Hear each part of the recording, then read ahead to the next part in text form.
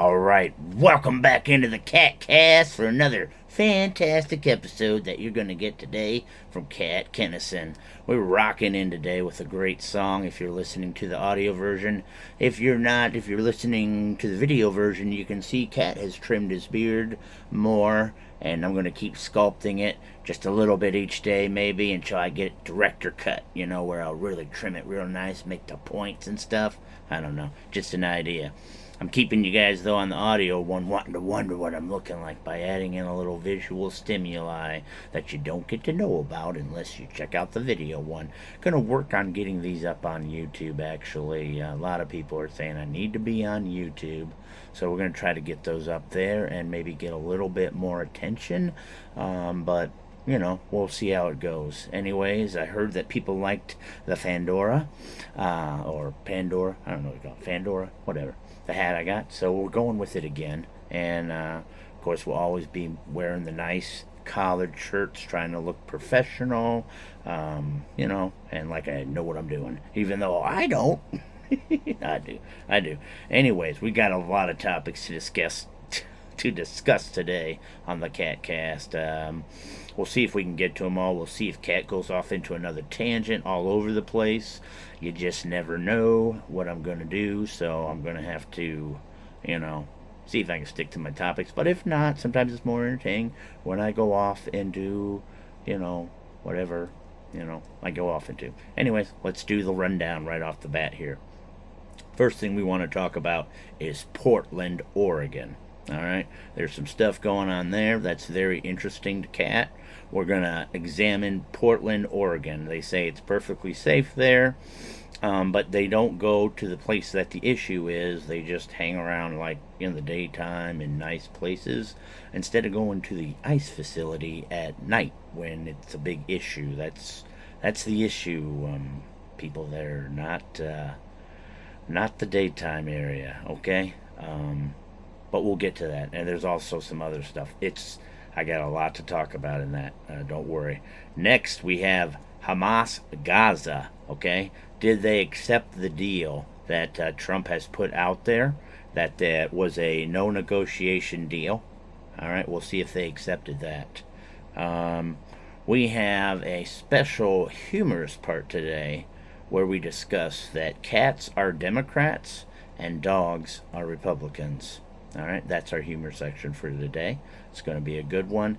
I like to relate it to, if you like George Carlin, and he would compare baseball and football. If you remember, baseball is in a park.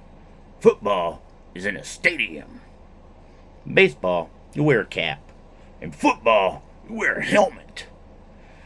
In baseball, you get an error. In football, you get a penalty. So we're going to do that with cats and dogs. You're going to love it. Be here for that one. All right. Then this one's a little bit off topic. You may not know a whole lot about it, but there was a guy that tried to assassinate Brett Kavanaugh.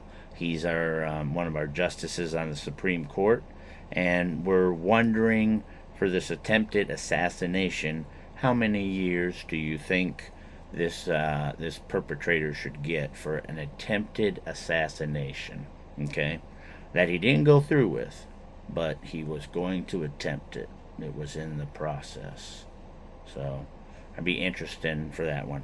Another topic we have at the very bottom here, Trump looking at reclassifying marijuana from Schedule 1, because it's Schedule 1 right now has heroin, fentanyl, LSD, much more powerful substances, and we're just wondering why marijuana is on that. And there was a football player today that was on Will Cain's show, and he was the one advocating for it.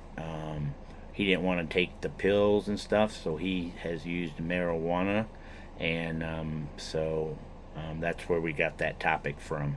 I'm always all over the place scouring the news to get the most in-depth topics we can talk about that I think are going to be the most entertaining. So I want to make sure I save time for that one. But that's my rundown. I'm usually thinking about 5 things we can fit in if I stick to talking and keeping on my subjects real good, um, because it's like that's what I like to do. I don't like to like overanalyze too much. I spent yesterday's on that one, on one topic, but I needed the whole 30 to do it, and it's been getting a lot of good feedback from that one. So I like that.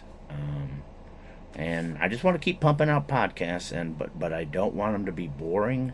I want to keep the entertainment value high, and I want to keep the information you get as reliable, and you can trust it. But you also know it's Cat's opinion. Most of this stuff is coming from my perspective, how I view things, and that's all.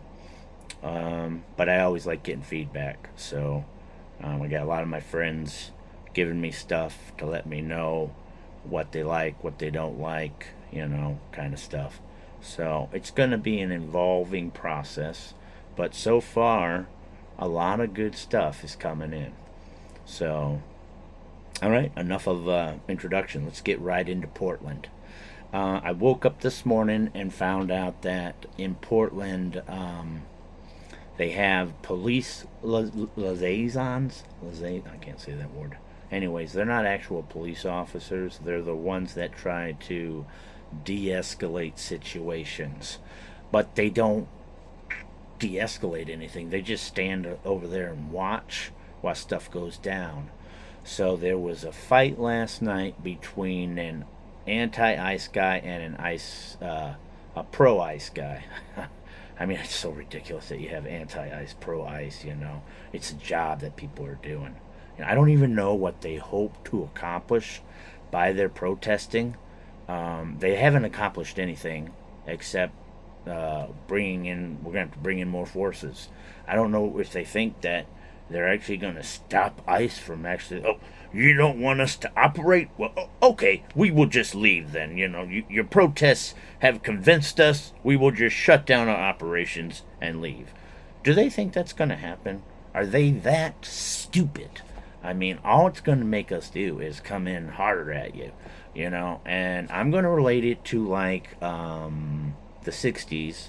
I wasn't around for the 60s, but if you remember, there were certain states that did not want to allow black people into places, and we had to send down the troops to make this happen. I think it was colleges they weren't letting them in, and we had to send in troops and overrule the local government because they were just not abiding by civil rights, and they weren't going to. And I'm kind of seeing that's happening up in Oregon right now. Right now, they're discriminating against the people that are just wanting to live there or pro-ICE people. They will only protect anti-ICE people there. And it looks to be, I don't know this, but it almost sounds like there is collusion between the local government and Antifa. If that's true, and I say if because I have no idea, that is huge, okay? I mean, crazy huge, because you can't do that. They're basically helping these people do what they're doing. They want to cause anarchy. If that is true, they're going to have to be removed. You just can't have people like that in holding office. And I don't know what they're going to do, but they're going to have to remove them. Now, right now, we don't know that. So we'll go back to what we do know. When there was a fight taking place, they didn't come and do anything. And the pro-ice guy got one good hit and knocked out the anti-ice guy. And he got up for a little bit, but then he went down, and nobody came to his aid. And so the ICE people had to come out, take him inside their facility to give him medical attention because nobody did anything. And they were right across the street. So then later there was a lady there that she was yelling at them, but she didn't physically do anything. But and there was another guy with her too up there, yelling, just yelling. I don't know, berating these people that are just doing their job. Which it's like, why are you yelling at them? What do you hope to accomplish when you yell at people? Why don't you go to the leaders? Because these people are just doing their job. I'm really upset about when people are just doing their job and they're going crazy on these people. It's like when I worked at Sears and a person would come in yelling at me and I wasn't the one that made their issue. Why are they yelling at me? So they sprayed her with mace, all right? And I guess because she didn't physically assault them, they're not supposed to use the mace? Because then the police came over and were taking video statements from her and finding out what was going on. Like they're going to help prosecute these ICE agents for spraying her with mace, you know? Do they have to just sit there and have people yelling at them in their face? I mean, I don't think he did anything wrong. They should leave. If they want to protest, I'd be all right with them getting a permit. All right, but you're not going to get a permit to do it at midnight. Okay, nobody wants you out there yelling at midnight. I would not give you a permit past 9 p.m. if I was out there, and I would give them a fenced-in area that they protest in. You don't get to go up to the line. What are you gonna do? What are you gonna do? Like step on the federal prop? What are you gonna do? No, you don't get. You're antagonizing. You're trying to cause an issue right there. Okay? Don't even go there. Stay across the street, and you can hold your signs or whatever. But I'm almost done with the megaphone thing because they'll talk with their megaphone like right at the person. That's annoying too. Okay? That's dumb. They're just yelling over people. And all the neighbors should not have to deal with this. Okay? It is ridiculous. And they're on to 100 days of this. And I am like, this needs to end. This is anarchy. Their protest has been heard. Okay? We definitely have heard it. Okay? But it's not going to change the policy. So I really want to interview them. What are you guys hoping to gain here? What? Because you're not going to get us to stop getting the illegal people out. What is your end game? Do you have one? Have you thought that far ahead? And why are the police not protecting both citizenry? They're only protecting one side. That is discrimination, right? You have to protect everybody. You can't just protect the anti-ICE people. And that's what they're doing. And they didn't even protect the one that got knocked out by a pro-ICE guy. They didn't even do anything. They didn't even go to see that he needed help. The guy's knocked out, unconscious, ICE had to come and help him, So I'm pretty disgusted at it. That's all I can say. I think it looks ridiculous. The governor there looks like a joke. She was out with her wife, and she's out during the day. She ain't going to the ICE place. Why don't she go to the ICE place at night? What is she trying to prove? That she's a liar? They're not going there for the daytime to where she took her wife out. If you've seen the video, you would laugh at it. And she has private security, or government security, you should call it, because we pay for it, okay? So nothing's going to happen to her, but she ain't going to go to the ICE place. She wouldn't want the video of that, All right, we're moving on. But something's going to happen there, because like I said, you can't do this discrimination crap. It's like if the person was gay or trans, they'd be all over it. Well, why can't you protect the citizen that is just pro-ICE? Like I said, a law-abiding person just doing their job. They're paid to do a job, and you guys are just making it harder for their job. Their job is not to stand out there and protect the building, But that's what they have to do, because you protest every night for nothing. Nothing will change. If anything, I think I would send in even more ICE agents. I'd be like, until you guys stop this, I'm going to put so many ICE agents in here that you guys are going to freak out. I am going to flood it with ICE agents. You won't be able to go anywhere and not see an ICE agent. All right, I'm moving on. We got to get to the Hamas Gaza thing. This is big now. So, I heard that they agreed to part of this non-negotiable agreement.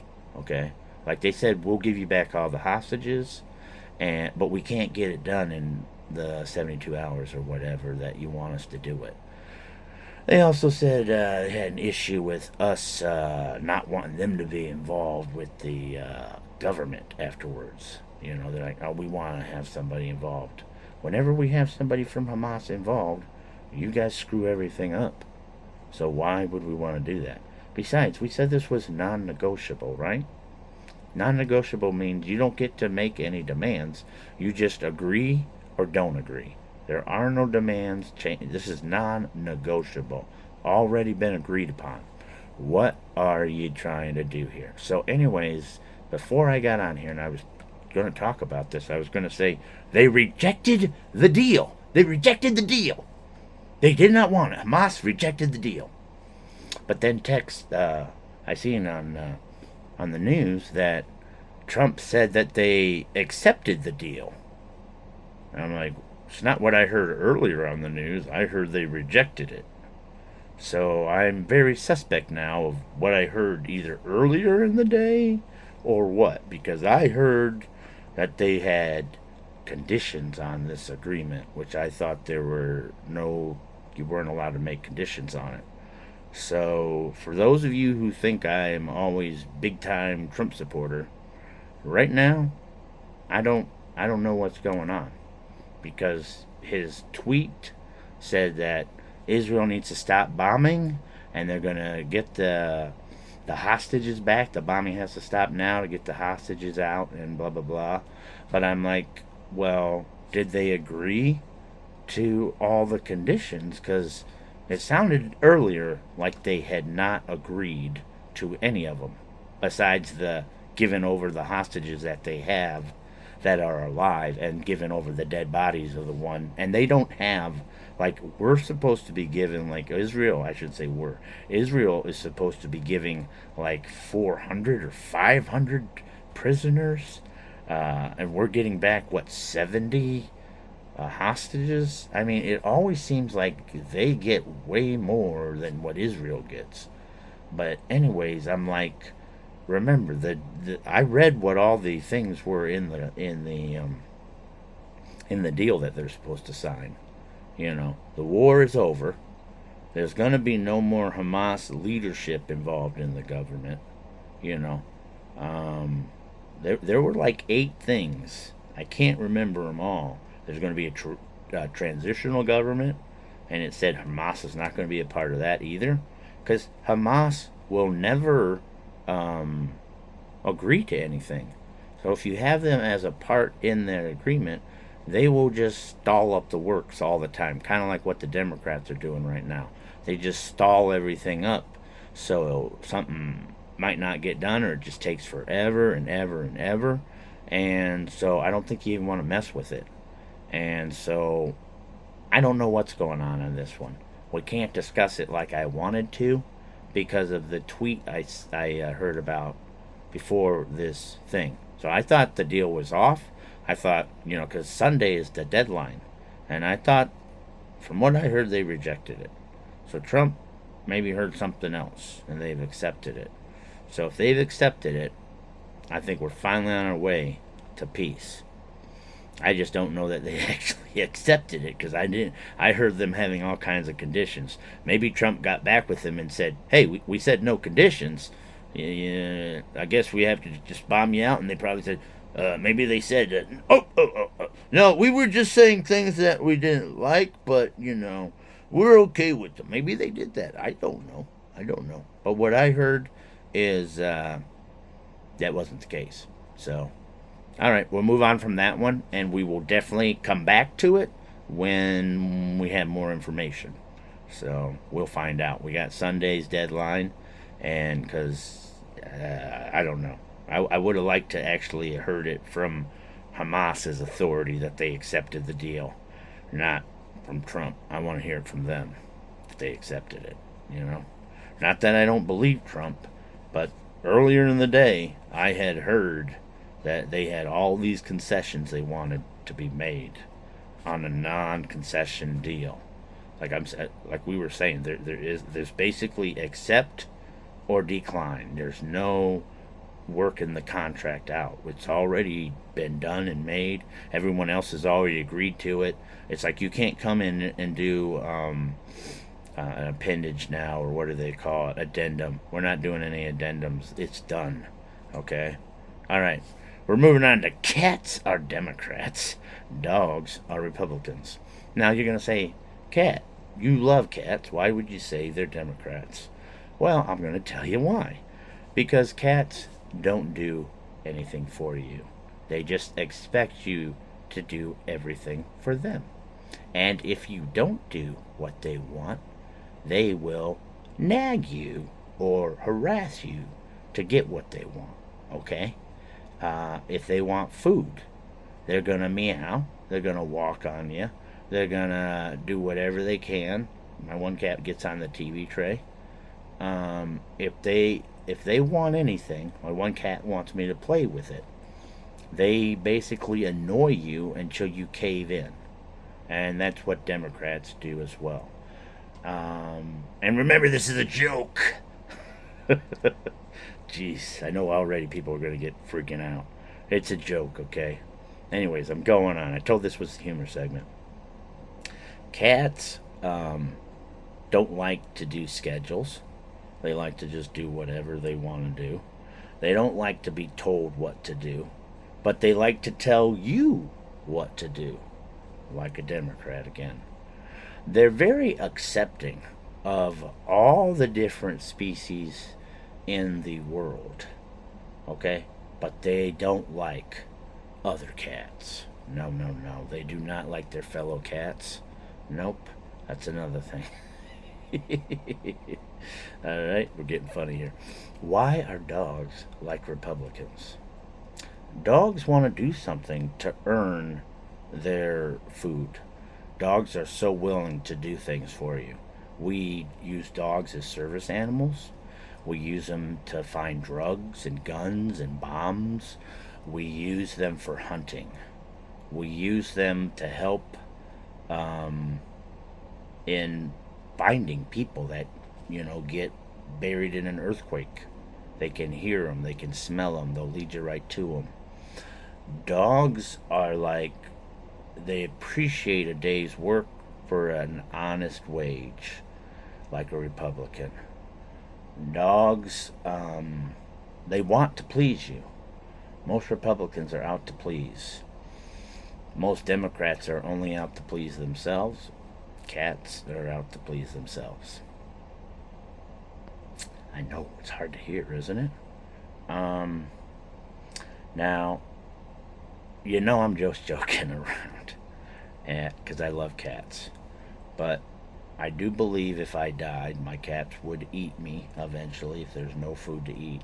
I don't know if a dog would do that or not. Dog's probably going to bark and try to get some help or something. But, again, I don't want to say any more about it. We got to move on to the next thing. All right. What will Kavanaugh's attempted assassin get in terms of years for a prison sentence? Now, the statute is 30 years, which I thought, whoa, attempted assassination, 30 years. I don't know if that's just of a Supreme Court justice or what. But this guy wants to be called Sophie now. He's transgendered. And so he wants to be a woman now. And the judge refers to him as her in a lot of the stuff where she's making statements. So she is fine with him being a woman or whatever. Well, I don't care either if he wants to be considered a woman, okay? But I don't want him getting special treatment because of his transgender stuff, you know? And we're worried that this judge is going to be lenient because maybe she's thinks that transgenders should get less sentences than a regular person or something. I don't know. So we're going to be watching that case to see. I don't think 30 years. I don't think he needs 30 years from what I heard. It sounded like he turned himself in. Um, but I think he should get probably at least 20, you know? Because 30 years they said he might serve 25 or 24, something like that with good behavior. So I'd be okay with him getting 20, but if she pulls out something like 4 years or 6 years or something like that, um, I'll probably have an issue with something like that because that's pretty short for a conspiracy to kill a Supreme Court justice. And it was to kill three of them, not just Kavanaugh. I guess he was the main one. He didn't want to take out three. He wanted to take out a lot of the judiciary, which could have been, you can't, it would be devastating to do something like that. All right. Our last subject, we're doing fine on. I've moved these topics out pretty good, and my time looks good here. So we're going to finish up with our last topic of Trump looking at reclassifying marijuana from Schedule 1 to hopefully Schedule 3. Um, so then we can actually start testing it and they can find out things because everybody's making the thing, oh, it's bad, it's bad, it's bad. Well, we'd like the testing to be done and have it peer researched so we know you can trust the data. Because the reason I think it's been illegal and everyone else thinks it's illegal is because it cuts into alcohol sales and it cuts into pharmaceutical sales. All right?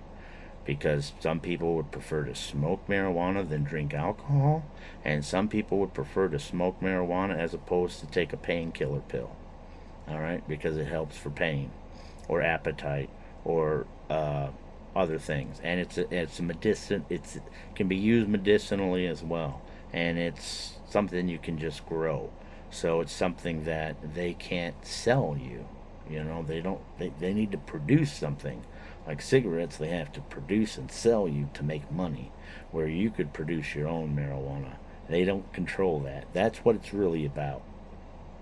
But it's time to change it because, like everybody knows, it's not as dangerous as any of the other drugs that are on Schedule 1, okay? Like heroin, LSD, and fentanyl, okay? And I think ecstasy's on there too, all right? Those are much more dangerous drugs, everybody knows, than marijuana is, okay? And so um, the stigma of that is going away, and now I guess we're supposed to call it cannabis instead of marijuana because cannabis sounds better than marijuana. I don't know. I like the sound of marijuana myself, but I'm for whatever you want to call it. I don't think that makes a difference. Does it matter if you call it alcohol or liquor? I mean, same thing, right? Except alcohol could mean beer, where liquor means, you know, not usually beer. So we'll be watching it, and I think we covered all the topics really good. I'm pretty proud of this one. I don't know what I'm going to call it again. It's hard to call these what to call these shows sometimes when I cover so many topics in a show. But I don't know. I'm happy with it. Got to keep firing these babies out. I want to keep hearing back what you guys have to say, and I'm just going to keep curtailing the show to the consumer, you. You let me know what you guys like, what you don't like, and I'm going to tailor this podcast to my actual viewers and listeners because I care about you. I'm doing this. educationally but entertainment as well. I want to have both, and I want it to be fun and engaging and make you think with your mind. I really like making people think about things. It's fun. I don't like people to always be locked into one idea. I even like to hear other people's opinion. Right now, one of my friends is trying to get me into this conspiracy thing, and I'm going to look at a couple of the videos and see what I think. Because, he's watching my videos, and so I'm going to watch some of these things and see, if he's got a point. I got to really give it some time and see what they have to say, you know. Because conspiracies are always interesting, and we'll dive into them if there's anything that I think is credible to it, because nobody likes it more than talking about a conspiracy. Like, we know that there are aliens and the government is keeping it secret. That's one conspiracy I'm on board with, people. Yeah, they have to be keeping it secret. We'll have to do that subject another time, because we're out of time, baby. Yeah, this was another fantastic Catcast. I love it. I love you guys coming and hanging and listening to me, and I don't know, I'm just gonna keep doing this. It's fun. So I hope you enjoyed it. We'll see you guys tomorrow for another Catcast. Ciao, Cat Kennison out. Woo. Yeah.